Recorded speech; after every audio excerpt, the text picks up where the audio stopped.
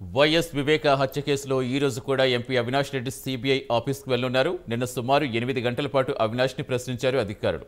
ఉదయం 10:30 గంటలకు అవినాష్ విచారణకు హాజరు కాగా 11 గంటలకు భాస్కర్ రెడ్డి, ఉదయ్ కుమార్ రెడ్డిని అధికారులు సిబిఐ కార్యాలయానికి తీసుకొచ్చారు. అనంతరం ముగ్గురిని వేరువేరుగా ప్రశ్నించి స్టేట్మెంట్స్ రికార్డ్ చేశారు. ఈ రోజు రెండో రోజు అవినాష్ విచారణపై సర్వత్రా ఉత్కంఠ నెలకొంది.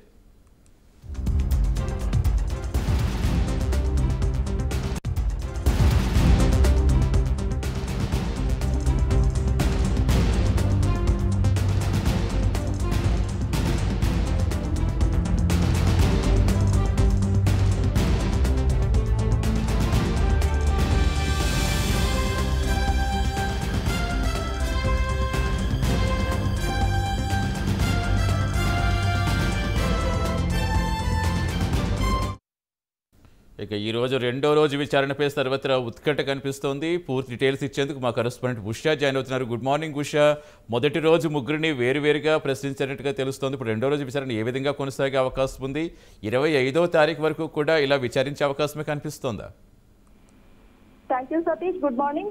వైఎస్ వివేకానందరెడ్డి హత్య కేసు రెండో రోజు కొనసాగనుంది. ఈ కేసుకు సంబంధించి ముగ్గురు వ్యక్తుల్ని కూడా నిన్నటి నుంచి కూడా విచారిస్తున్నారు. అవినాష్ రెడ్డిని 10:30 గంటలకు హాజరు కావాల్సిందిగా ఇప్పటికే సిబిఐ అధికారులు తెలిపారు. నిన్న 8:30 గంటలకు పైగా అవినాష్ రెడ్డిని విచారించారు సిబిఐ అధికారులు. అలాగే భాస్కర్ రెడ్డి, ఉదయ్ కుమార్లను కూడా దాదాపు 5:30 గంటల పాటు విచారించారు. విచారణలో భాగంగా పలు కీలకమైన అంశాలు ఏవైతే ఉన్నాయో మొదటి రోజు విచారణలో భాగంగా ఏదైతే అక్కడ వివేకానంద హత్య జరిగిన ప్రదేశంలో ఎందుకు వెళ్లారు, భాస్కర్ రెడ్డి ఇంటికి నిందితులు మొత్తము కూడా భాస్కర్ రెడ్డికి ఇంటికి ఎందుకు వెళ్లారు అన్న కోణంలోనే విచారించడం జరిగింది. అలాగే సుపారీకి సంబంధించి 40 కోట్ల సుపారీకి సంబంధించి కూడా నగదు లావాదేవీలు ఎలా జరిగాయి, అసలు ఈ నగదు ఇచ్చిన వ్యక్తులు ఎవరు అన్న కోణంలో ప్రశ్నించారు. ప్రస్తుతం చూసుకున్నట్టయితే హైకోర్టు ఇచ్చినటువంటి గైడ్ లైన్స్ ఏదైతే ఉన్నాయో ఆడియో వీడియోలు ఖచ్చితంగా రికార్డు చేయాలి, అలాగే లిఖితపూర్వకంగా ప్రశ్నలు సంధించి అలాగే దానికి సంబంధించినటువంటి జవాబులు కూడా తీసుకోవాలన్న కోణంలో హైకోర్టు ఇచ్చినటువంటి